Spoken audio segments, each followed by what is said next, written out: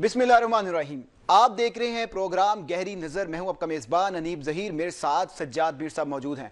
आज के इस प्रोग्राम में बात करेंगे वजीर आला खैबर पख्तूनख्वा अली अमीन गंडापुर की जेल में बानी पीटीआई से मुलाकात होती है और जेल से बाहर आकर धुआंधार प्रेस कॉन्फ्रेंस भी की जाती है, जिसके अंदर कहा जाता है कि 9 नवंबर को स्वाबी के अंदर एक जिरगा बुलाया जाएगा और उस जिरगे के अंदर फैसला किया जाएगा कि पाकिस्तान को किस तरीके से बंद किया जाए। जिसके काउंटर के अंदर ख्वाजा आसिफ की एक ट्वीट भी सामने आती है, जिसके अंदर ख्वाजा आसिफ कहते हैं कि फिर से आएंगे, इस्लामाबाद में अपने वर्कर्स को छोड़ेंगे और वहां से वापस जो केपीके असेंबली है वहां पे नमूदार हो जाएंगे। और इसके साथ ही अगर बात की जाए तो गुमशुदगियों का और बाजियाबियों का जो सिलसिला है वो भी जारी है और बानी पीटीआई के जो वकील हैं इंतजार पंजोता, वो कई हफ्तों के बाद बाजियाब होते हैं। लेकिन जिस तरीके से बाजियाब हुए और जो वीडियो वायरल हुई उसने कई सवालात को जन्म दे दिया।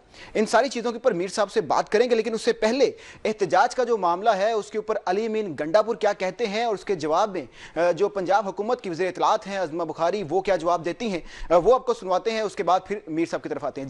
जी मीर साहब, लगता है कि तहरीक इंसाफ इस बार हुकूमत को टफ टाइम देने के मूड में है, क्योंकि जो इमरान खान की तरफ से चीज़ें आ रही हैं, जो हदायत आ रही हैं, उसके अलावा जो तमाम पार्टी है वो भी इकट्ठी हो चुकी है, ख्वाजा सलमान अकरम राजा और बाकी सब लोग इकट्ठे हो चुके हैं, तो क्या लगता है टफ टाइम मिलने जा रहा है हुकूमत को? भुट्टो साहब के ज़माने में ये गंडा का लफ्ज़ सुना था, गंडा का डंडा। अच्छा, वो रेफरेंस इतना ही काफ़ी है, बाकी तफसील में बयान नहीं करना चाहता। अच्छा, कि कहाँ इस्तेमाल हुआ था, कब इस्तेमाल हुआ था, क्यों इस्तेमाल हुआ था। ठीक है, और ज़्यादा तौहीन निकल आएगी। और आजकल बड़े अच्छे ताल्लुकात हैं हुकूमत के पीपल्स पार्टी के साथ और नून लीग के साथ, और मैं उसमें खंडक डालना नहीं चाहता। सही है। तो किस्सा ये है कि अमीन गंडापुर साहब जो है, अली अमीन गंडापुर साहब, वो ऐसे ही बढ़के मारते रहते हैं हमेशा। और उनकी पुरानी तारीख उस वक्त से जब इमरान जेल में नहीं थे और ये बनी गाना जा रहे थे, बड़े रक्स को ना, और बोतल निकली थी इनके पास, जैतून की थी कि शहद की थी, कोई बोतल निकली थी। उस वक्त से ये अब इनका खेल पता नहीं यही है कि बढ़ के मारना, गायब हो जाना, गायब होकर रात को निकल आना, फिर आके बताना कि मैं पहाड़ों से यूं उछल के वापस आया था, या ये कहना रात में खास जगह पे था। लोग इनके बारे में शक करते हैं। सही है कि ये एस्टेब्लिशमेंट के आदमी हैं। ठीक है। और ये कहा जाता है कि इमरान खान दरअसल इनके जरिए एस्टेब्लिशमेंट से अपने राब्ते रखना चाहते हैं। सही है। और वो कामयाबी है, और जो भी एस्टेब्लिशमेंट ने पैगाम देना होता है इन्हीं के जरिए देते हैं। सही है। और ये भी कहा जाता है कि इमरान खान इसी वजह से एक लंबे अरसे तक खामोश रहे हैं, जर्नलिस्टों से बात नहीं करते रहे। सही है। मैं नहीं कहता ये बात। और अब कोई वो कहते हैं कि रंग ला रहे हैं, उनका पैगाम बड़ा सादा है। सादा पैगाम ये है कि आप कुछ अफवाह तफहीम करें, ठीक है, बात करें, हम आपको छोड़ भी देंगे, लेकिन आप ये ना कहें कि हम हुकूमत को ख़त्म करेंगे, आइंदा आने वाले इलेक्शन की बात करें। ठीक है। ये एक उड़ाई हुई है। ठीक है। मेरे ख्याल में ये भी फीलर है। सही है। कोई इसमें दुरुस्त नहीं है। कोई इरादा नहीं लगता मुझे एस्टेब्लिशमेंट का कि इमरान खान को छोड़ दें फिलहाल। ठीक, लगता नहीं मुझे। ठीक है। गंडापुर साहब उसमें अपनी दुकान चमका रहे हैं, और अज़मा बुखारी ने बड़ा मज़े का बयान दिया है, और कि क्या मैं उसको रिपीट क्या करूं, यानी कि वो उसकी जो स्टाइल। लेकिन मुझे लगता है ऐसे ही है कि जैसे पहले सलमान अकरम राजा कह रहे थे कि प्रोटेस्ट अभी नहीं किया जाएगा, बाकी जो सियासी रहनुमा है उनकी तरफ से कहा जा रहा था कि प्रोटेस्ट किया जाएगा, लेकिन अब सलमान अकरम राजा की बात हो या शेख वकास अकरम की बात हो या मरवत की बात हो या अली अमीन गंडापुर की बात हो, जितनी लीडरशिप है पाकिस्तान तहरीक इंसाफ की, वो एहतजाज को इंडोर्स करते नजर आ रहे हैं और उनका कहना है कि अब हम एहतजाज करने जा रहे हैं। तो टफ टाइम मिलेगा, क्या कहते हैं आप? 9 नवंबर को कर रहे हैं। नहीं, 9 नवंबर को जिरगा कर रहे हैं, जिसके बाद फैसला किया जाएगा। 9 नवंबर दरअसल यौम इकबाल भी है। ठीक है। हम तो यौम इकबाल बनाएंगे उस दिन। हमें पता नहीं इनका जिरगा क्या फैसला करता है, क्या नहीं करता है। सही है। और अगर इन्होंने एहतियाज का फैसला किया तो हम तमाशा देखेंगे। सही है। हम तो तबाशबीन किस्म के लोग हैं ना जी। ठीक है। और तमाशा ही अच्छा लगा देते हैं और खूब रौनक लगती है। आज मैं हमारे एक दोस्त जा रहे थे इस्लामाबाद की तरफ, तो रास्ते में फ़ोन आया कि रास्ता बंद है। सही है। मैंने कहा अब तो कोई आज एहतजाज नहीं है पीटीआई का। उन्होंने कहा नहीं, उनका नहीं, वो तबलीगी जमात वाले वापस जा रहे हैं रायविंड से। जी। तो मैंने वो क्या कर रहे हैं, उन्हें कहा कहीं उन्होंने देगें खोल के बैठे हुए हैं मोटरवे पे, बिरयानियाँ खा रहे हैं, और कहीं उन्होंने सफ़े बांधी हुई नमाज़ें पढ़ रहे हैं, कहीं कुछ कर रहे हैं। अच्छा, उनका अपना स्टाइल है। वो जो बस कंपनी बड़ी मशहूर है हमारी, वो कहती है सबसे मुश्किल जो हमारी सवारियां होती हैं वो साल के दिनों में इन लोगों की होती हैं, ये काबू नहीं आते हमारे। सही है। तो इस तरह ये जो हमारे अली अमीन गंडापुर है ना जी, ये पुलिस के लिए बहुत मुश्किल चीज़ बनते हैं। सही है। आए आगे चले गए, कहते पहाड़ों से उतर के मैं गया, फिर यूं किया, फिर यह करके मैं पेशावर पहुंच गया। ये कुछ करते, देखिए ये मुलाकात अगर हुई है और उनको कहा गया कि फाइनल कॉल दो और ये अपने आप को बचाना चाहते हैं, कॉल ये तो ड्रामा लगाएंगे उस दिन भी। ये सही है। पता नहीं पहुंचते कि नहीं पहुंचते, कहीं रास्ते में जकड़ लिए जाते हैं। मिस्टर जितनी बार चैलेंज किया अली अमीन गंडापुर ने, जहां पहुंचने का वो पहुंच गए थे, और पंजाब हुकूमत और ये वफाकी हुकूमत कहती रही कि नहीं पहुंचने दिया जाएगा, पुल नहीं क्रॉस करने दिया जाएगा। वो पहुंचते हैं, उसके करीब पहुंच के अपनी झलक दिखा के फिर ऐसे गायब होते हैं कि कभी तारीख में उसकी मिसाल नहीं मिलती। ठीक है। उस सुलेमानी टोपी जो सुनी थी वो भी नहीं मिलती। वो सारा खैबर पख्तूनख्वा हाउस छान मारा है, वो कहीं नजर नहीं आए।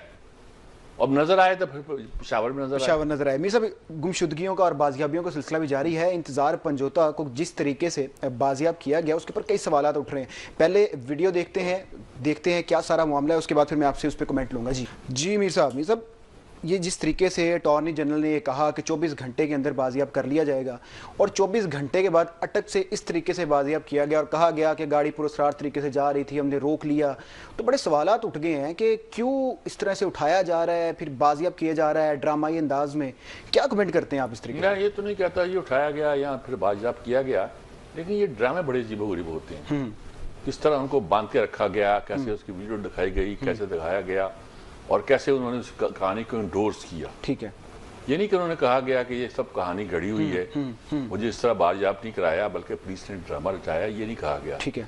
इस तरह बहुत से लोग जो कत्ल भी होते हैं ना जी, उसके बारे में भी उनके साथी आके बता देते हैं कि जैसे सही कत्ल हुआ है। सही है। वो मुकाबले करते हुए मारा गया, मैं बच गया था। ठीक है। बस गोली मेरे कान से चूती हुई गुजर गई थी, जैसे ट्रंप के कान से गुजरी थी, और मैं बच के निकल आया था। सही है। तो ये असल वाकया होता है, कोई किसी को पता नहीं चलता। ठीक है। इतने दिनों से वो गायब थे, क्यों गायब थे? अब वो बयान नहीं देंगे, फिर आप पूछेंगे क्यों नहीं देते। आम तौर पे ऐसे मौकों पे लोग बयान नहीं दिया करते। ठीक है। तो अब जो सूरत हाल पैदा हुई है, कुछ लोग कहते हैं कि शायद कोई अफवाह तफहीम हो रही है, शायद डील हो रही है, लेकिन डील से मतलब ये है कि बानी पीटीआई को छोड़ दिया जाएगा, और ये भी कहा जाता है मेरिट पे छोड़ दिया जाएगा। ठीक है। कुछ लोग कहते हैं नहीं वो ट्रंप आ रहा है इसलिए छोड़ दिया जाएगा।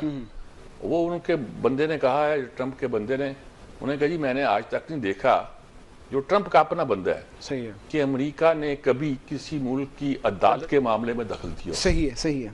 ठीक है। तो होता ये है कि ये सारे हमारे अंदाजे हैं, बहसें हैं, और इन बहसों के जरिए से हम उस जंग को जीतना चाहते हैं जो जंग बुनियादी तौर पर हमारी सियासी जंग है। जो पसे पर्दा कहानी है वो हमारे तक भी नहीं पहुंच पाती। बैरिस्टर शाहिद मसूद खान रहनुमा पाकिस्तान तहरीक इंसाफ हमारे साथ मौजूद हैं, उनसे इस सारे टॉपिक पे लेते हैं कि पाकिस्तान तहरीक इंसाफ का इस पे क्या मौक़िफ़ है। मीर साहब बात कीजिए। जी बैरिस्टर शाहिद मसूद खान साहब, आज आपसे लाइन पर ही बात हो रही है, सामने सामने नहीं हो रही।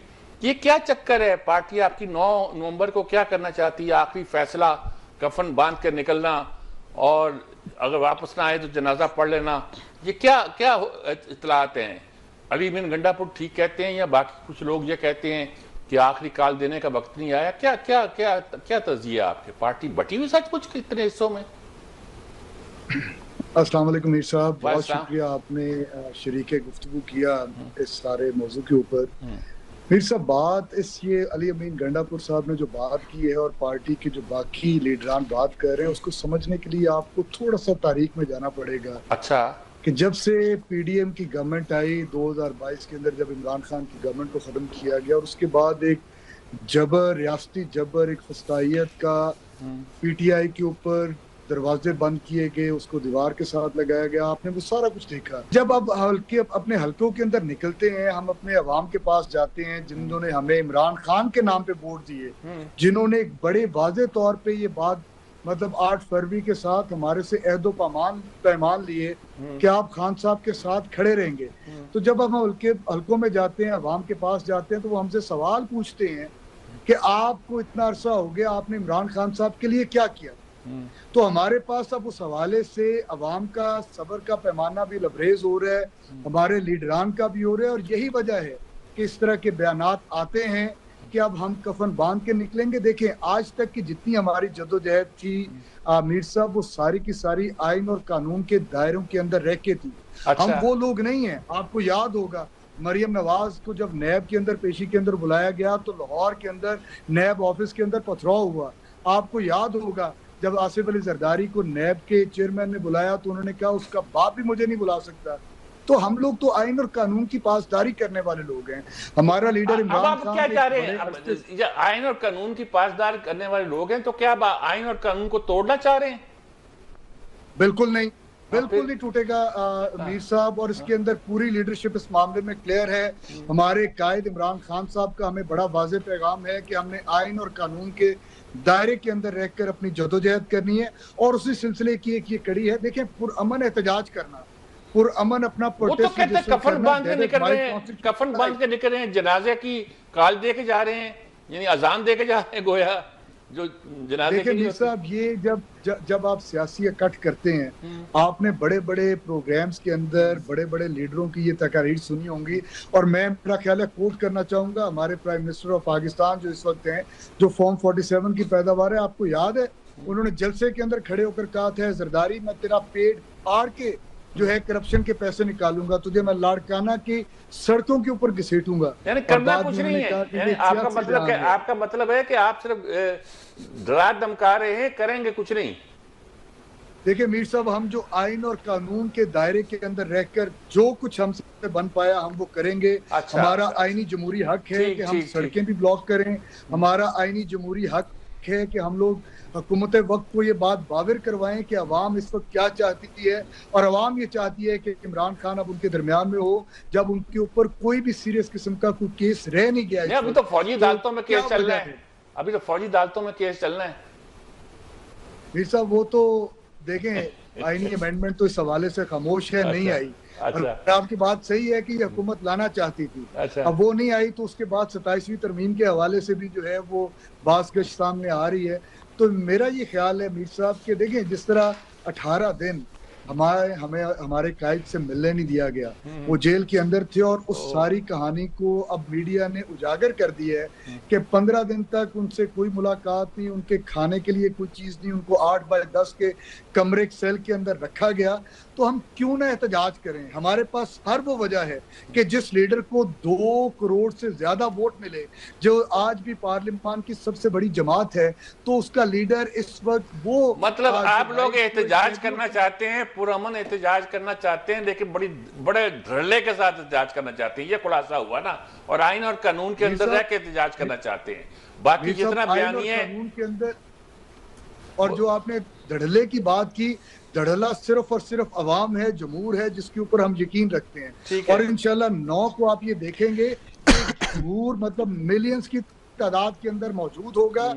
और इंशाल्लाह जिस दिन वो हम लोग ये, अब क्योंकि आखिरी हमारे पास ये रास्ता है कि हमने पुरअमन एहतजाज करना है, जब हम सड़क पे बैठ जाएंगे मिलियंस की तादाद के अंदर, तो हुकूमत वक्त को हमारी डिमांड्स को बहुत शुक्रिया जी, मिलियन की तादाद में बैठेंगे और फिर इंशाल्लाह ये एहतजाज करेंगे। ये सब आईनी कानूनी हक है, उनको यही कहना है, इस्तेमाल करने दिया जाए। एक मिलियन का लफ्ज हमारे यहाँ बहुत चल पड़ा है, मिलियन मार्च के नाम से कभी अमेरिका में हुआ था, वो फरहान खान ने किया था। और उसके बाद खासतौर जमात वाले मिलियन मार्च, हर एक मार्च को मिलियन मार्च कहते हैं। सही है। और ये भी मिलियन की तादाद में आएंगे। सही है। और मिलियन का लफ्ज तो ये है कि मुजीब रहमान को भी नहीं पता था मिलियन क्या होता है। उसने कहा जी मिलियन लोग जो है ना मारे गए बांग्लादेश में, और 3 मिलियन मारे गए, और 3 मिलियन बाद 30 लाख होता था। ठीक है। वो 3 लाख कहना चाह रहा था, ठीक है, और कह गया 30 लाख। और बाद में मालूम हुआ कि 30 लाख भी नहीं, 30,000 भी नहीं बनते थे। सही है। तो इस लफ्जों के और कुछ लफ्जों के मतलब जो होता है ना, वो आप एक्चुअल ना लिया करें। एक्चुअल मतलब कुछ और होते हैं। एक्चुअल मतलब लिया करें, बल्कि उसके एक जो मतलब सैंपल दिया जाता है और उसका एक्चुअल मतलब कुछ जो उससे वाबस्ता हो जाता है, मतलब वो लिया करें। सही है, सही। तो उनका मतलब ये है कि हम जोरदार एहतजाज करने जा रहे हैं। देखते हैं जी पाकिस्तान तहरीक इंसाफ कैसा जोरदार एहतजाज करेगी इस बार, उसका हुकूमत का जो रिएक्शन है वो क्या आएगा। ब्रेक का वक्त हुआ है और ब्रेक के बाद जब हम आएंगे बात करेंगे, चीफ जस्टिस ने जुडिशल कमीशन का जो इजलास है वो तलब कर लिया है उसके अंदर क्या किया जाएगा, क्या सारे मामलात होंगे, ब्रेक के बाद आते हैं तो वो डिस्कस करते हैं मेरे साहब से। जी, ब्रेक के बाद आपको एक बार फिर से खुशामदीद कहते हैं। बात करेंगे चीफ जस्टिस ऑफ पाकिस्तान ने जुडिशल कमीशन का जो इजलास है मंगल के रोज़ 5 नवंबर को तलब कर लिया है। 26वीं आईनी तरमीम के बाद ये पहला इजलास है जिसके अंदर आईनी बेंचों की तश्कील के हवाले से जो जजों की नामजदगियाँ हैं वो भी होंगी।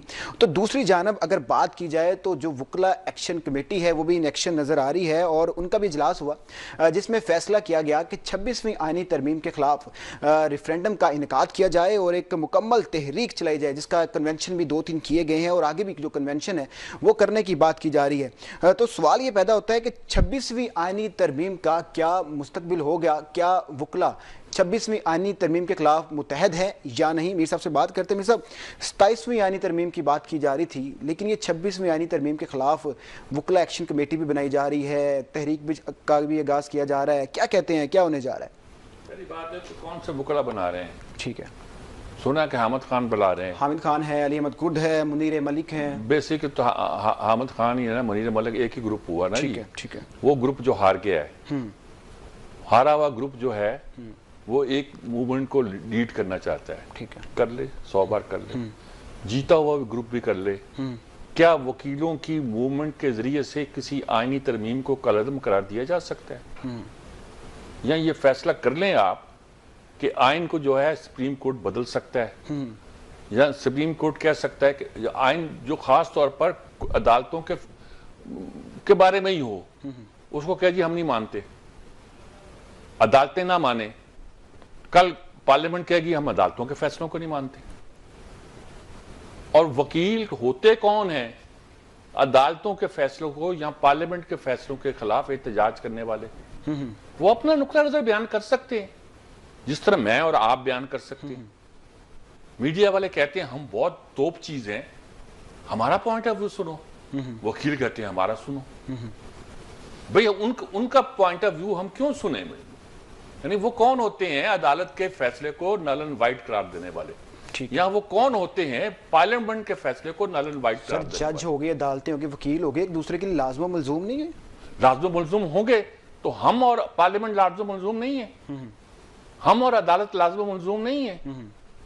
भाई ये कहा जाता है, पाकिस्तान के आइन ये कहता है कि हाकमियत अल्लाह की है और उस हाकमियत को, अल्लाह की इस हाकमियत को पाकिस्तान के अवाम अपनी पार्लियामेंट के जरिए इस्तेमाल करते हैं। सही है। इसकी इंटरप्रिटेशन की थी उसने, हमूद रहमान की जब रिपोर्ट आई थी ये, उसमें यह कहा गया था कि अल्लाह की हाकमियत आला जो अवाम के बिहार पर इस्तेमाल होती है, इसको इंटरप्रेट करने का हक पाकिस्तान के हर अदारे को है, अदालत को भी है। सही है। तो हमने बड़ी तालियां बजाई कि भाई अदालत फैसला कर देगी कि बल्कि कर दिया है कि याह्या खान गासिब था। और क्या हुआ फैसले का? भुट्टो बैठा रहा। सही है। भुट्टो की तरफ से उंगली नहीं उठाई। ठीक है। बांग्लादेश के वाकये पर ईस्ट पाकिस्तान की उंगली नहीं उठाई और ये कह दिया याह्या खान गासिब था और बस कह दिया, फिर उसको सलामी देकर पाकिस्तान के परचम लपेट कर हमने दफना दिया, तोपों की सलामी भी दे दी। तो ये सारी बातें जो हम कहते हैं, इसका मतलब क्या निकलता है? वकला इकट्ठे हो रहे हैं या कुछ हो रहे हैं? ये मसला ये है कि जो 26वीं आईनी तरमीम हो रही है उसको चैलेंज कर। मैं बड़ा खुश होता था जब छोटा था ना, मैं 13वीं जमात में था, ये BA का जिक्र नहीं करता, समझ कम आएगा, 13वीं जमात में कह लेता हूँ। सही है। मैं था तो मैंने एक मजमून लिखा था कि जनाब ये जो है ना, अगर कोई इस्लाम के बारे में कि एक आइन कानून पास होता है, फिर बड़ा जो 2 अवानी मुकदमा है, तो बड़ा जो अवान होता है फिर वो फैसला करता है कि ये लोगों के वोट से पास किया है, ये जमाए आम हुआ है, ये दुरुस्त हुआ कि गलत हुआ। अच्छा, मैंने कहा वो भी गलत कर सकता है। जो 6 अवानी मुकदमा होती है, जो मेरे ख्याल में उस वक्त अमेरिका की थी, सही है, यानी कि अदालत को तीसरे अवान कहा जाता था, सही है, वो बहुत ठीक फैसला करेगा। अब बाद में मुझे ख्याल आया है कि 6 अवानी मुकदमा का मतलब है कोई 8 आदमी बैठकर पूरे अवाम के नुमाइंदों के खिलाफ फैसला दे दे और बस कुछ ठीक मान लो। सही है। मैं नहीं कहता कि ये बात गलत है, मैं एक बात सवाल पैदा हुआ मेरे दिल में और मैं आपके सामने रख देता हूँ। ठीक है। कि 8 आदमी बैठ के फैसला करते हैं कि अवाम के अदारा मुंतखब अदारा है, उनके वोटों से आने वाला, वो गलत फैसला कर रहा है। हालांकि मैं उस वक्त उस अदारे को कुछ इस नौयत का था कि उस अदारे की अहमियत से मैं कायल नहीं था कि इस्लाम का ये इंटरप्रेट क्या करेंगे, मसला इस्लाम का ही था मेरे ज़हन में जो था। तो ये 13वीं जमात में बैठे हुए हैं अभी तक ये सारे लोग। सही है, सही, 13वीं जमात में बैठे हुए हैं। अच्छा मीर साहब, इजलास की बात करते हैं, जुडिशल कमीशन का इजलास बुलाया जा रहा है 5 नवंबर को, जिसके अंदर जो आइनी बेंच है उसके हवाले से बात की जाएगी। क्या लगता है कि जो आइनी बेंच तश्कील पाने जा रहे हैं और एक तरफ वकला एक्शन कमेटी है, तो इसको आप किस तरीके से लिंक करते हैं? ये आइनी बेंच का मसला यानी स्टार्ट तो हो गया ना जी। ये इस पे गुफ्तगू करेंगे। उसके अदालतों ने 26 में आइनी तरमीम के हवाले से बात, उसके बाद अभी नया मसला ये पैदा होगा कि अगर जजों की जो सीटें खाली हैं वो पुर की जाएं। ठीक है सर, पंजाब में जजेस की जो सीटें हैं वो तो पंजाब में बाद में खाली हैं, सुप्रीम कोर्ट में की जाए ना, सुप्रीम कोर्ट में है। असल मसला सुप्रीम कोर्ट की सीटों को आता है ना जी। और फिर जब ये सीटें बढ़ा दी जाएंगी फिर धड़ाधड़ उनको फिल किया जाए। ठीक है। और जब अगर ये प्रोसेस मुकम्मल हो जाता है फिर क्या हयात बनती है। सही है। और कौन सा सुप्रीम कोर्ट और कैसा सुप्रीम कोर्ट, और जो आज 8-5 के जरिए फैसला करता है क्या कल वो इसी तरह फैसला करेगा। ठीक है। ये सारी वो सूरत पैदा होती है जो हमें देखना चाहिए। सही है। देखिए, एक तरफ अगर आप फैसला कर देते हैं कि आपका आइन में तरमीम गलत है, पार्लियामेंट मानती नहीं है, और क्या पैदा होता क्राइसिस। तसव्वुर करें आप, सही है, पार्लियामेंट नहीं मानती और वो कहते हैं जो आपको मानना पड़ेगा, और आप कहते हैं आइन सुप्रीम है, वो कहते हैं पार्लियामेंट सुप्रीम है, तो कौन आएगा? तो सफर तो कीजिए ना आप जरा, क्या मुल्क में क्या क्राइसिस पैदा करना चाहते हैं। अगर आप मान लेते हैं तो फिर क्या सूरत हाल होगी वो भी आपके अंदाजा हो जाता है। ठीक है। तो आप जब उस सूरत हाल में जाएंगे, पैदा करेंगे, तो या तो आप फॉलो करेंगे तो नक्शा बदल जाएगा, फॉलो नहीं करेंगे तो सारी ही निजाम बदल जाएगा। वहां से नक्शा बदलेगा ना जी। आपका इस निजाम की जो सूरत में अदारे बनते हैं उनका नक्शा बदलेगा। ठीक है। और उस सूरत में निजाम ही बदल जाएगा, निजाम ही बदल जाएगा। यानी अब मैं इससे ज़्यादा खुल के क्या करूं बात, यानी क्यों कहलाना चाहते हैं मुझसे क्या होने वाला है। ठीक है। और उसी के लिए 26वें तरमीम की गई थी। और मौलवी अपने फजल रहमान साहब ने डटे डटे कहा कि हम ना मानते, तो 11 बंदे तोड़ दिए थे उन्होंने। हम तो 8 थे, वो 11 बंदे तोड़ दिए थे। गोया आप इस डर से कि निजाम टूट जाएगा आपने सरेंडर कर दिया और मान लिया। मतलब आईनी बेंच जो बनने जा रहे हैं, क्या लगता है कि कौन से जजेस हैं जो मुतवक्का उसके अंदर आएंगे? इसी पे तो बहस होगी ना जी। अच्छा, इसी पे बहस होगी? इसी पे तो बहस होगी ना। कुछ तो बंदे होंगे, आप स्टैंड ले जाएं कि ये नहीं जाएंगे। कोई नाम आपके ज़हन में हो सीनियरिटी बेस पे? नहीं जी, मैं नाम इसलिए नहीं देता कि एक तरफ वो लोग होंगे जो मेरा ख्याल में एक खास लॉबी को रिप्रेजेंट करेंगे। ठीक है। एक तरफ वो लोग होंगे जो उस लॉबी के खिलाफ होंगे। मेरे साहब फिर भी आईनी बेंच बन के भी 26 तरमीम हो कि भी लॉबी वाला मामला तो उधर का उधर ही है, 8-5 वाला फैसला भी उधर ही है, ये मसला हल नहीं हुआ, ना अभी हल होगा, ना 27वीं तरमीम के साथ ये हल होगा। ये हमने क्राइसिस पैदा कर दी है। ठीक है। अदलिया का क्राइसिस पैदा कर दी है। ठीक है। इसके लिए हम बहुत मुश्किल में फंस गए हैं। हमने अपने निजाम की ऐसी तैसी कर दी। ठीक है। ठीक है। और इसके कसूरवार कौन है ये मुझसे ना कहलवाइएगा, और अदारों को सोचना चाहिए। ठीक है, कसूरवार कौन है ये तो देखना बाकी है। और जो 26वीं आईनी तरमीम हुई है उसके बाद जो क्राइसिस पैदा हुआ है, ये सारा देखने की ज़रूरत है। वकला एक्शन कमेटी क्या करती है, क्या नहीं करती। ब्रेक के बाद हम आएंगे और बात करेंगे PIA की निजकारी के हवाले से, उसके ऊपर भी कुछ डेवलपमेंट्स हुई हैं, उस हवाले से बात करेंगे, और US इलेक्शन को भी डिस्कस करेंगे। Will be right back after the short break. जी, ब्रेक के बाद आपको एक बार फिर से खुशामदीद कहते हैं। बात करेंगे PIA की निजकारी के हवाले से, जो कि एक दिलचस्प और हैरानकुन मामला बनता जा रहा है कि 10 अरब की बोली लगने के बाद एक के बाद दूसरा उम्मीदवार सामने आ रहा है। पहले KPK गवर्नमेंट ने जो PIA है उसको एक्वायर करने की बात की, उसको खरीदने की बात की, तो अब नवाज शरीफ ने वज़ीर आला पंजाब मरियम नवाज शरीफ की जानब से PIA खरीदने की ख्वाहिश का इजहार कर दिया। सवाल ये पैदा होता है कि जब 2 सूबाई हुकूमतें PIA खरीद कर चलाने का दावा कर रही हैं, तो क्या वफाकी हुकूमत ये अदारा नहीं चला सकती? इस पर बात करेंगे। उससे पहले नवाज शरीफ ने जो ख्वाहिश का इजहार किया मरियम नवाज के हवाले से, वो आपको सुनवाते हैं। मीर साहब, ये वाकई हुकूमतें खरीदने के लिए संजीदा हैं या सिर्फ पॉइंट स्कोरिंग की जा रही है KPK की जानब से, पंजाब की जानब से? क्या मामला चल रहा है? पहली बात तो यह है कि जिसने भी बोली दी थी 10 अरब की, उसने मजाक किया था।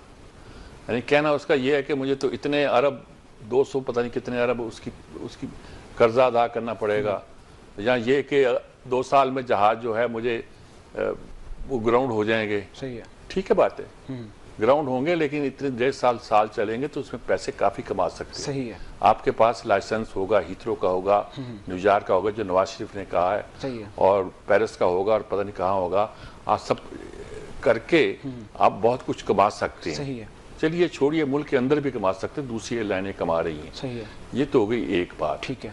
दूसरी बात है कि उसको तमस्सा उड़ाने के लिए पहले तो खैबर पख्तूनख्वा ने कहा कि 10 अरब 20 अरब हमसे ले लो। ठीक है, अगर जब गवर्नर ने कहा कि तनख्वाहें देने के लिए पैसे नहीं है, चले एयरलाइन खरीदने। सही है, उसके बाद और लोग भी आगे, हम भी तैयार हैं, हमारा दारा भी तैयार है कि 20 अरब हमसे ले लो। सर वो खत भी लिख रहे हैं, और चेयरमैन चौधरी औरंगजेब का ये भी कहना है कि इससे ज्यादा पैसों की अगर हुकूमत डिमांड करती है तो मैं उससे बात करने हाँ जी, उन्होंने कहा कि हम भी तैयार। ये तो एक अच्छा इनिशिएटिव है ना। उन्होंने कहा कि हम भी तैयार हैं, कोई ऐसी बात नहीं है। तो मैं ज्यादा बात नहीं करता कि ये ना कहें कि अपने इदारे की पब्लिसिटी कर रहे हैं, लेकिन उन्होंने कहा हम भी तैयार हैं। लेकिन ये कि आपने अच्छा कंपेरिजन किया, खैबर पख्तूनख्वा कहता था पंजाब हुकूमत, नवाज शरीफ तो इस बात में मशहूर है। इन्होंने पहले हंगामा किया, उन्होंने बैंक ऑफ पंजाब खोल दिया और हंगामा करना शुरू कर दिया। वो टीवी खोलने के मूड में थे। वो तो हुकूमत कुछ अकल आई हो, कुछ उसके बाद हालात भी ऐसे हुए कि उनको जरूरत ही महसूस नहीं हुई, और उन्होंने कहा कि अच्छा एयरलाइन हम चला देंगे एयरलाइन। भाई हमारी सियाल एयरलाइन, सियालकोट के कारोबारी लोगों ने खड़ी कर दी, जना एयरलाइन यहाँ चल रही है, वो हमारी नहीं है। वो तो ये हमारे लिए क्या मुश्किल होगी? सही है, हम एयरलाइन बना देंगे, यही खरीद लेते हैं हम। क्यों कहते हो अब 10 अरब में लेंगे, 20 अरब में लेंगे, 30, हम पैसे दे देंगे ज्यादा भाई। ठीक है। और अगर पंजाब हुकूमत ना भी चाहे और पंजाब में से वो चाहे कि भी चलो इकट्ठे हो जाओ, एक पूल करते, हाँ, जैसे कि अब उसने कहा है एजाज गौहर ने, वो पूल कर रहा है कि चलो हम भी बोली देते हैं। पहले आपको होश नहीं आई? सही है, पहले हमारा सरमाया सोया रहता है, पहले आगे क्यों नहीं आता? ठीक है। क्यों आप मजाक बनवाते हैं? सब यही बात, सवाल यहाँ पे बनता है कि जब 2013 से 18 तक नवाज शरीफ साहब की गवर्नमेंट थी, पंजाब में शहबाज शरीफ साहब की गवर्नमेंट थी, तब भी मोहम्मद जुबैर की जानिब से निजकारी की बातें की जा रही थी, PIA की, तो तब पंजाब हुकूमत ने इसको खरीदने का नहीं सोचा, इसको चलाने का नहीं सोचा, हुकूमतें नहीं चला पा रही हैं। तो अब जो दो मोहम्मद जुबैर साहब तो खैर क्या चल रहा है? मोहम्मद जुबैर साहब तो मैं कुछ कहता नहीं हूँ ना उनके बारे में, ना असद उमर के बारे में, लेकिन हुकूमत की बात कर रहा हूं, इसलिए कि इनके वालिद साहब के हवाले से जरा बड़े मुरज्जब बड़े वफादार किस्म के आदमी थे हमारे, उनसे बड़े ताल्लुकात थे। अगरचे ईस्ट पाकिस्तान के स्थान है, बड़ा उनका नाम आता है, मैं उनके बारे में कभी कुछ नहीं कहता। ठीक है। उनसे बड़ी हमारे बुजुर्ग दोस्तों में से थे, तो उनके बारे में कुछ नहीं कहता। लेकिन ये है कि ये फवाद हसन फवाद तो बड़ी तैयारी मुकम्मल है, हम किसी वक्त भी जा सकते हैं उसमें, ये तैयारी थी। यहाँ आप कोई खंडर डाल रहा है, गड़बड़ कर रहा है, चाहता है कि PI को निजकारी ना हो। स्टील मिल का क्या किया? ठीक है, मैंने शायद कल भी हवाला दिया था, आपने हवाला दिया था। जनरल कयूम थे उस वक्त, उन्होंने हमें बुला के कहा यार मुशर्रफ को समझाओ। मैंने शौकत अजीज को समझाया, वो मानता ही नहीं है। मैंने कहा कि सारा कर्ज अदा कर दिया हमने, इस वक्त स्टील मिल पे कोई कर्ज नहीं है, हम अपने पैसों से इसको 1 साल के अंदर इसमें पता नहीं 160 कितनी चेंजेस चाहिए, वो हम अपने पैसों से कर देंगे। सही है, सही है। और इसकी प्रोटेक्शन बढ़ा देंगे। ठीक है, फिर आप बेच दीजिएगा। ठीक है, अच्छे पैसे मिल जाएंगे। ठीक है। ये मानते ही नहीं है। लेकिन बात ये भी है कि जो औने पौने दामों की बात की जा रही है, इसकी पसे पर्दा कोई और कहानी तो नहीं है कि रेट गिराया जाए उसके बाद यकीनन ऐसा कुछ भी हो सकता है? यकीनन और कहानी है, यकीनन और कहानी। तभी तो नवाज शरीफ ने कहा कि हम बात कर रहे हैं कि इसको लेना जिए जाए, क्योंकि जिसने भी किया होगा ये ड्रामा के साथ पीछे मुंसलिक होगा, जिसमें अब वो अगर लेना चाहते हैं तो ले लें भाई। ठीक है।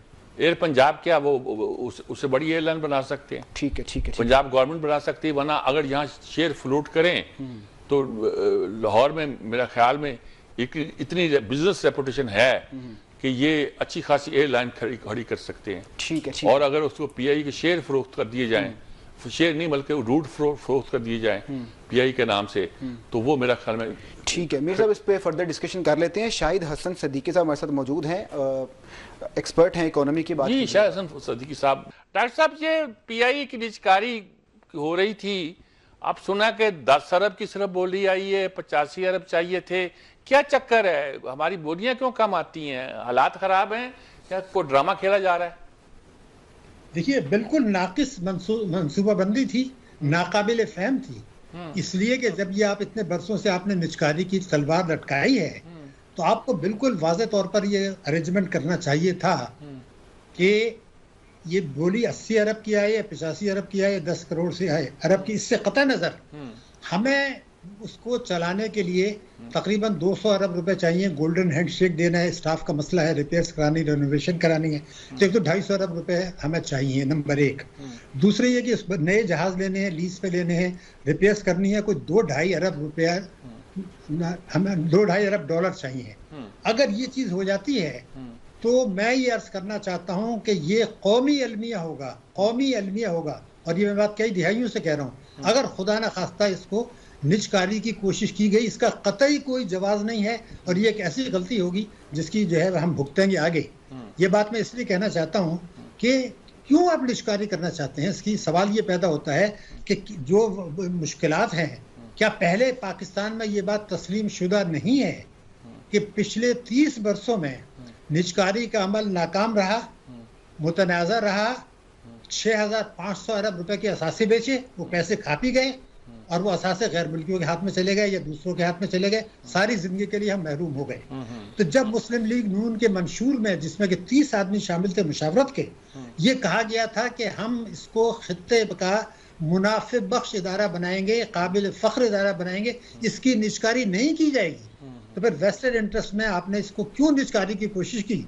और मौजूदा निजकारी कमीशन ने और वजीर निजकारी ने जिस तरह ये किया है, वो तो हमारे जहन हैरान होता हूँ, इस पर तो एहतसाब होना चाहिए। पहली बात यह है, इसलिए कि इतना बड़ा मुल्क है, इसको हम क्या गैर गुजरा मुल्क बना के ये कर दिया है। 10 अरब रुपए क्या चीज़ होती है? कुछ भी नहीं होता। मैं सिर्फ आपकी ये खिदमत में अर्ज करना चाहता हूँ कि पहले तो ये मान लें कि निजकारी का अमल पाकिस्तान में तबाही, बर्बादी, कौमी सलामती का, ये मैं आपके प्रोग्राम में कह चुका हूँ। इसमें सबसे ज़्यादा निजकारी बैंकारों की हुई थी, बैंकिंग की, और मैं वाहिद आदमी जो कह रहा था कि तबाही, बर्बादी, सलामती है। अब स्टेट बैंक ने, दूसरे ने बड़े अरसे के बाद दबे लफ्जों में ये बात मान ली है, तो ये तो नाकाम हो। अब PIA का आप देख लीजिए, क्यों निजकारी करना चाहते हैं? कभी नवाज शरीफ साहब ने तो कहा कि पंजाब हुकूमत खरीद ले, खैबर खख्तूनख्वा मजाक बना रहे हैं कि जी अब हम ले लेते हैं। अरे भाई, वजीर निजकारी कह रहे हैं कि सूबे मिलके ले लें वफाक के साथ। ये तमाशा बंद करें। 15 साल से आपने तलवार लटकाई हुई है। देखिए बात क्या है, पहली चीज, इसका मसला क्या है कि यहाँ पे फाजिल स्टाफ है, नंबर 1, उसके बगैर ये ठीक नहीं हो सकता। तो उसके लिए गोल्डन हैंडशेक के लिए पैसे नहीं है आपके पास। दूसरा ये था कि इसमें जो बड़े बड़े ह्यूज नुकसानात हैं वो तो आपने अलग कर दिए हैं, उसका नाम है होल्डिंग कंपनी, वो तो फिर भी रहेंगे हुकूमत के पास।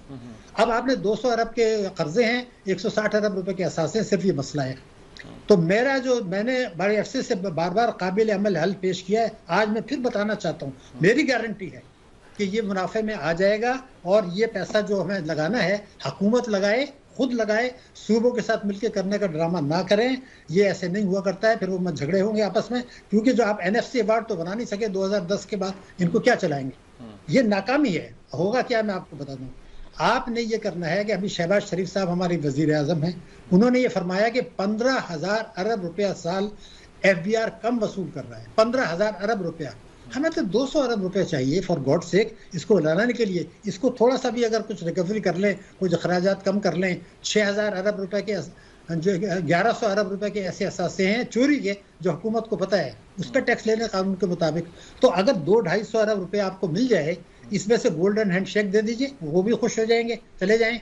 और PIA को दें, कब दें वो बाद में मैं बताऊंगा। उनसे ये कहें कि भाई ये आपके जो है रिपेयर्स, रेनोवेशन, अखराजात के लिए हमने आपको ये पैसा दे दिया।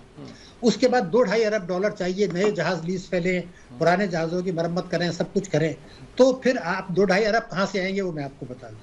देखिए 2 वर्षों में स्टेट बैंक के मुताबिक हमने 26 अरब डॉलर का तिजारती खसारा कम किया है 2 वर्षों में, 26 अरब डॉलर। तो क्या इतना बड़ा मुल्क अब जो है वो 2 अरब डॉलर इकट्ठे नहीं कर सकता? क्या हम 1 अरब डॉलर की इंपोर्ट्स कम करके या एक्सपोर्ट बढ़ा के 1 अरब डॉलर वहाँ से नहीं ले सकते? क्या हम ये नहीं कर सकते कि रोशन डिजिटल अकाउंट में हमने 9% ऑफर किया है, जबकि समझदार पाकिस्तानियों को सूद, और कई अरब डॉलर आ गए। अब आप 9.5 अरब डॉलर, 9.5% पर उनसे 1 अरब डॉलर और मांग लीजिए, वो आपको दे देंगे। इसलिए कि वहां उनको 2% मिल रहा है, हम 9.5% दे रहे हैं, तो ये आपको दे दीजिए। फिर आप कमर्शियल बैंकों से लोन ले सकते हैं, ट्रेड डेफिसिट आप कम कर सकते हैं। तो $2.5 अरब ये यहाँ से ले लें और इसको मुनाफे बख्श बनाएं। मैं गारंटी करता हूँ, साबित कर सकता हूँ कि ये 2 साल में मुनाफे बख्श में आ जाएगा, लेकिन एक कंडीशन होगी, यहाँ का मैनेजमेंट, यहाँ के बोर्ड ऑफ डायरेक्टर्स को चेंज करना पड़ेगा और उनसे ये कहेंगे कि हम आपको ये पैसे दे रहे हैं, 200-250 अरब रुपया गोल्ड एंड स्टिक करें, अपने अखराजात करें, जहाज रिपेयर करें, खर्चे पूरे करें, और ये $2 अरब दे रहे हैं ताकि आप अपने जहाज नए खरीदें और खर्चे करें लीज पे लें। इनके पास गारंटीड बिजनेस है। 25 करोड़ की आबादी है मुल्क के अंदर। आपको पता है कितने ट्रैवल्स हो रहे हैं, कितनी एयरलाइन चल रही हैं, समंदर भर पाकिस्तानी यहाँ आते हैं, हम बाहर जाते हैं, उम्रे के लिए जाते हैं, हज के लिए जाते हैं। इतना जबरदस्त बिजनेस है और इनके पास जो रूट्स हैं ऑलरेडी लिए हुए हैं, पिछली हुकूमतों का कारनामा है। ये 1970 से पहले वो जो रूट्स हैं उनकी कीमत इससे कहीं ज्यादा है, वो रूट्स मिलने वाले नहीं है पाकिस्तान को। तो मैं इसको मुनाफे बख्श बनाएं, इसको चलाएं, कोई सवाल नहीं, और एहसाब करें कि ये पिछले वर्षों में इसको दानिस्ता क्यों तबाह किया गया। तमाम हुकूमतों ने किया। शौकत अजीज ने कहा था $1 में बेच दें, 60-70 रुपए में बेच दें, तो उसको तमाशा किया गया। कभी जो है ये कहा गया, गुलाम सरवर ने कहा कि जनाब ये तो पायलट जो है वो जो है जाली लाइसेंस है। तो इस तरीके से इसको तबाह किया गया। इस हुकूमत ने भी तबाह किया, पिछली ने भी किया। अब ये ड्रामा बंद करें। अगर स्टेट लाइफ कॉर्पोरेशन जो कि बड़ा सबसे इसने जो मुनाफा कमाया है हुकूमत के शोबे में पिछले 3 वर्षों में, एक आदमी आप बाहर से लेके आए थे समंदर पर पाकिस्तानी, अब हुकूमत ये कह रही है कि उसका जो मुनाफा है वो तारीख का रिकॉर्ड उन्होंने तोड़ दिया। क्या हम यहाँ तारीख ये नहीं कर सकते? ऐसा देके अच्छा आदमी लगाएं और मैनेजमेंट से ये कहें और बोर्ड ऑफ डायरेक्टर से ये कहें, हमने आपको लगाया, ये पैसे दिए, आप 2 साल में इसको प्रॉफिट बनाने की हिकमत अमली बनाएं, नहीं तो हम आपको बना के देते हैं। अगर आप इसके लिए करते हैं तो आपको अपॉइंटमेंट होगा, वरना आप जाए करते हैं। शायद सदीकी साहब ने तो बड़ा सिंपल बात की है कि इसको निजकारी इसकी होनी नहीं चाहिए और प्रॉफिट में जा सकता है। ये तरीके, जैसे मैंने एक बात की थी कि आपके पास तो लाइसेंस ऐसे जगहों के हैं कि जिसमें बहुत प्रॉफिट हो सकता है। फिर उन्होंने कहा कि इतने करोड़ लोग हैं, हर वक्त ट्रैवल करते हैं, उम्रे पर जाते हैं और जगह जाते हैं, पैसा कैसे नहीं आएगा? कई एयरलाइनें चल रही हैं, ठीक है, हम क्यों नहीं चला सकते? और इसके लिए उन्होंने फार्मूला बताया, पैसे कहाँ से आएंगे, कैसे क्यों नहीं आएंगे। तो मेरे ख्याल में इस पर गौर होना चाहिए, इस पर गौर होना चाहिए, हुकूमत को सोचना चाहिए इसके ऊपर, क्योंकि एक कौमी अदारा है और तो कौमी अदारा वो बचा रहना चाहिए। बात करते हैं यूथ सिलेक्शन के ऊपर। 3 नवंबर है, कल का दिन है और उसके बाद फिर इलेक्शंस हो जाएंगे। कौन सा उम्मीदवार मजबूत नजर आ रहा है? कोई हालात चेंज होते नजर आ रहे हैं आपको? इस वक्त सूरत हाल ये है कि मैंने कल कहा था between dragon in the deep sea. तो मेरा तो एक तो होता है ना, मेरा कोई फेवरेट नहीं है, एक ये है कि मेरे सारे ही अनफेवरेट है।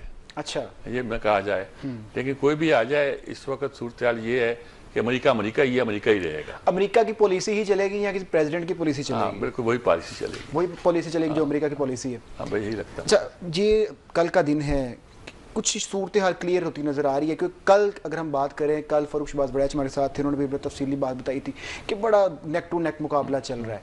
तो आज तो एक दिन रह गया है, कुछ हालात क्लियर होते नजर आ रहे हैं? देखो, मैं तो डरा हुआ हूँ। मैंने बता रहा था ना, कल ही मैंने बात की थी, जब परसों शायद की थी, कि मैं बैठा हुआ हिलेरी क्लिंटन की वोटों की गिनती बता रहा था, कैसे बढ़ती जा रही है, जीत रही।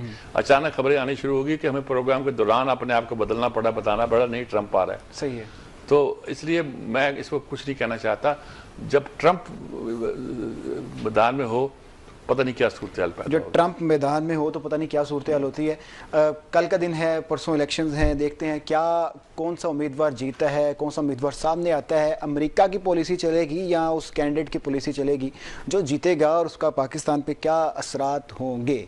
आज के प्रोग्राम से मुझे और सजाद मीर साहब को इजाज़त दीजिए। देखते रहिए गहरी नज़र। अल्लाह हाफिज़।